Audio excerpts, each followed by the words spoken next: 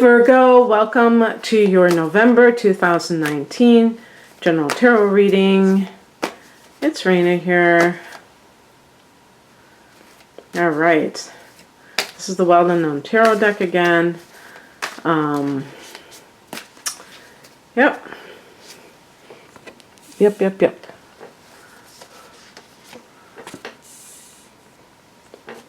Earth energy.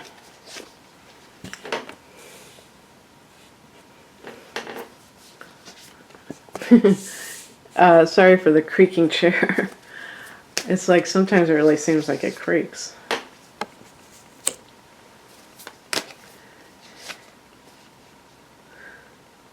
Okay, I'm going to get an additional card because of nature. Eight of Swords. Or is that Eight of Wands? No, it's Eight of Swords. Okay.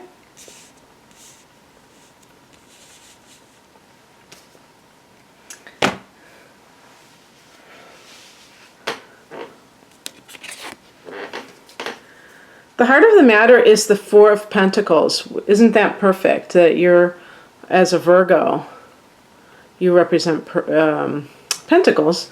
Probably the most perfect would be if it was the Hermit card, I guess. But this is probably the next best thing, that it's in Pentacles, Suit of Pentacles. And the Suit of Pentacles is connected to the Earth signs. It's that practical energy, you know, practical considerations for things that you're doing, like, you know, matters that you're trying to sort out. And this can be with your money, especially. Four of Pentacles can actually be that you are financially in a good place, and you're employing sound money management techniques in your life. In general, you could just say you have financial stability. You know, the number 4 is a number of stability, and therefore, this is how you like to function in life. You like to feel that sense of your life being orderly, including your finances. And, you know, you might say to me, well, okay, you know, why is that? Well, there are different reasons why your finances can be orderly. One of them can be if you have left a relationship with somebody who was not so much that way, and they may have caused you financial problems. You know, the past position here, we have the Hierophant, and that's connected with marriage. So, and the actual sign that connects with is Taurus. So if you had a spendthrift Taurus in your life, but just any kind of a person who maybe, you know, in your primary relationship, who was not really being very careful about his or her finances, so they were kind of, hey, you know, how much money do you have in your bank account? You know, mine is cleaned out. Maybe I'll start with yours. That kind of thing obviously can create tension in a relationship. Now, if this is work-related, there are possibilities as well, or even more of a generalized thing outside of relationships. I would say that the Hierophant could connect with you having spiritual beliefs that are causing you to kind of like downsize your life or simplify. Actually, a lot of Virgos have this mentality as it is, but you know, sometimes you might get caught up in things. So as a spiritual influence, to kind of like live a life of simplicity. I was just thinking about this morning, but I was thinking of the term that they use, intentional living, but I think that means like communal living. But I was thinking about living a life of intention, where, because I was wondering, like, why do they call that when it talks about intentional communities?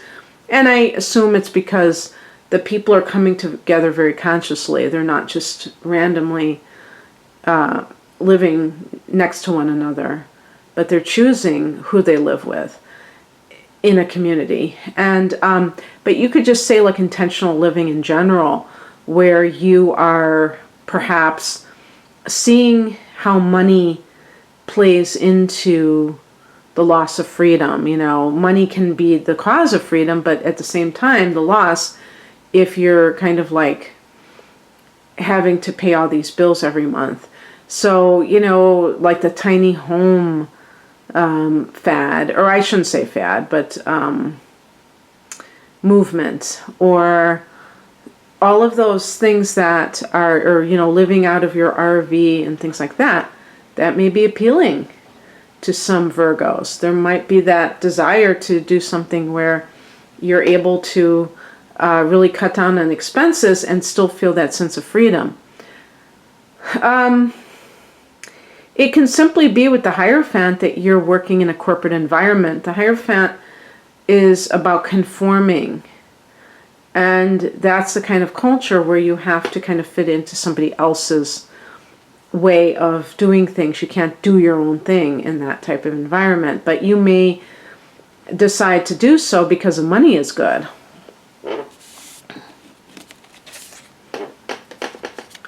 If you have recently gotten married, then that may have improved your finances as well. The higher message is the Star card. And, you know, it's interesting because I was thinking about Aquarius and the 11th house of hopes and wishes, because I was thinking maybe that is what this is about too. And then I remembered, yeah, that's right, you know, because the Star card connects with Aquarius, but you know, Aquarius rules the 11th house, so it's one and the same. So, you know how they say if you wish upon a star, or when you wish upon a star, your dreams come true. As the spiritual message, maybe you're realizing some of those dreams, Virgo. Some of you, because for some viewers, you may be actually... that's your goal, is to have that financial stability, and you're still kind of a work in progress. And so the Star card to me is about having that dream life that you are working towards. With the Four of Pentacles, it has to be, you know, there has to be a reason for what you're doing.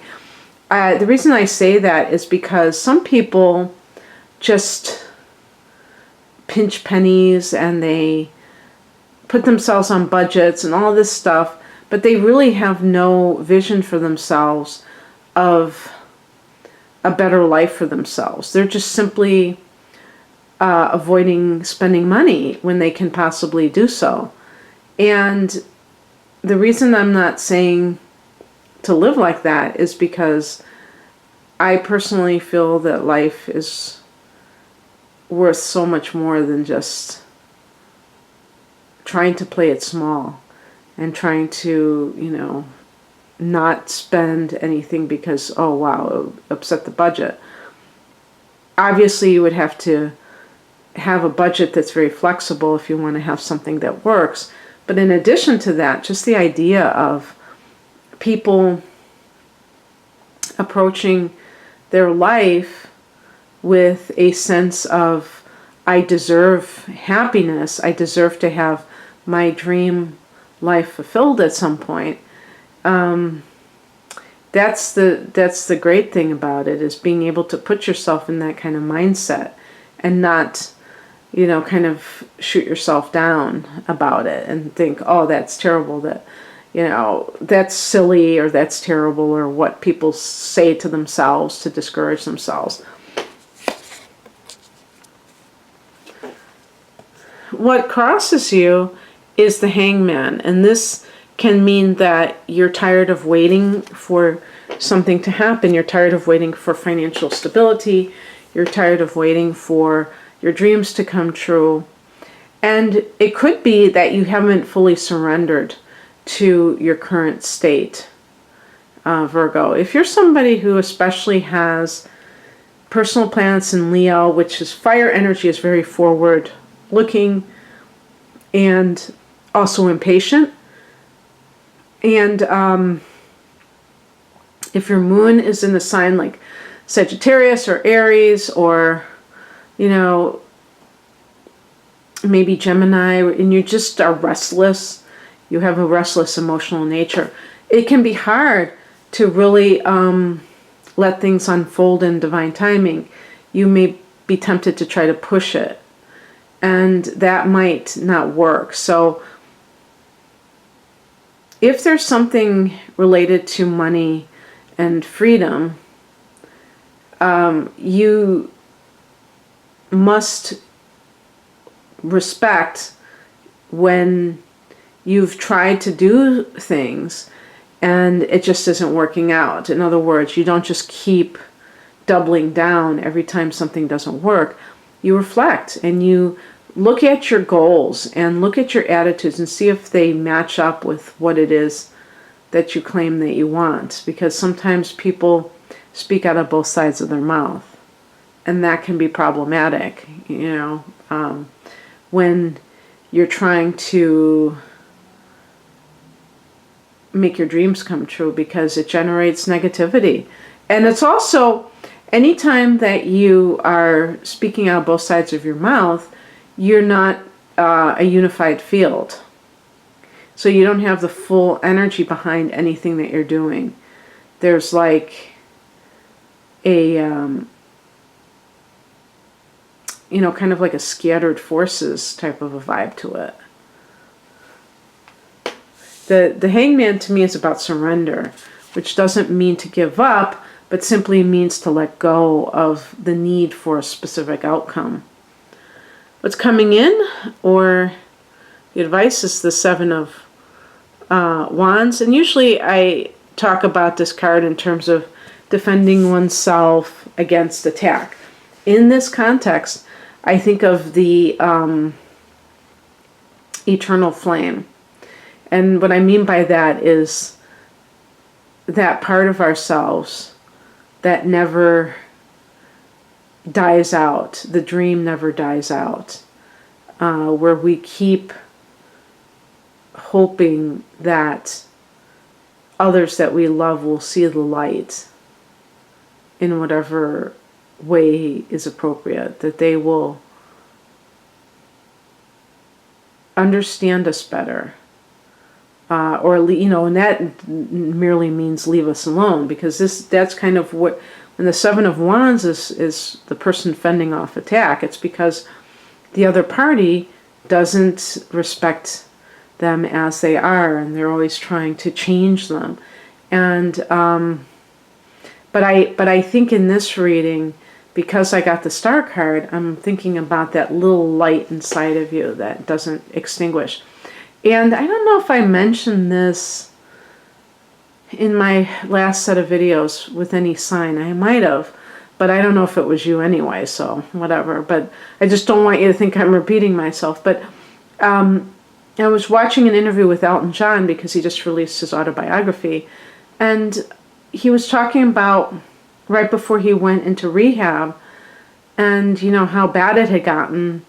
And then he kind of hit that proverbial rock bottom, and he remembered thinking there was a little light that was still lit inside of him, that's accepted help for his problem.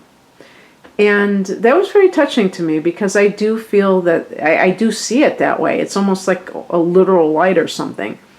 And that's because, light is, I feel we are light beings. And sometimes there's a lot of obscuring of that light. I think that the people who are the most sensitive, the light workers, they are the ones who tend to be targeted by others who are jealous of that light, or who are intimidated by the light. So, acknowledging where that light is for you, and allowing yourself to take steps in that direction, inspired action. And I did pick a card. I picked an additional card because of the nature of this. This is the it's supposed to be the outcome card, and this is the Eight of Swords, I think this is kind of a cautionary tale that if you continue to do what you've always done, you'll always get what you've always gotten. And in this case, like Eight of Swords is a card of like the person who, how do they talk to themselves? What do they think? Swords are about communication. Well, we communicate to ourselves every time we have a thought. And believe it or not, you can change your thoughts. Just because you think something, A, doesn't mean it's true, and B, doesn't mean that it's engraved in stone somewhere. So you may have grown up feeling like, well, some of you at least, that you were told that when you were talked about, it was always negative things, or mostly always negative. And then when you became an adult, you went off and started picking up where these other people left off, which is crazy. So it's so important to be able to pinpoint what you're saying to yourself, what you're thinking, what you're putting out in the universe in whatever form. And the Eight of Swords can be about that negative self-talk and how it has to be eradicated. So I picked an additional card for an outcome, and I got the Strength card. And this is fire energy with Leo. But in this deck, it is the 11th card. In a lot of decks, it's the 8th card. There's that 8, but it's actually the infinity symbol. The Strength card is about maybe gaining confidence, and not necessarily due to any particular outer event, because that's not really confidence if you think about it. That just means that you are positively reacting to a certain situation, but it's conditional. It's because something good has happened. And so it's important to always feel that innate sense of confidence, no matter what the world tries to throw at us. We have to be willing to do that. And the Strength card is about endurance, is about, going through the fire and ending up, completely unscathed, and even more confident because you know that you can handle whatever comes your way. Okay, and of course, if you're dealing with a person specifically, it could be a Leo, so there you go. That's what I have for you, Virgo. I hope that you enjoyed this. If you'd like a private reading, the link to my website is below. Take care. Bye.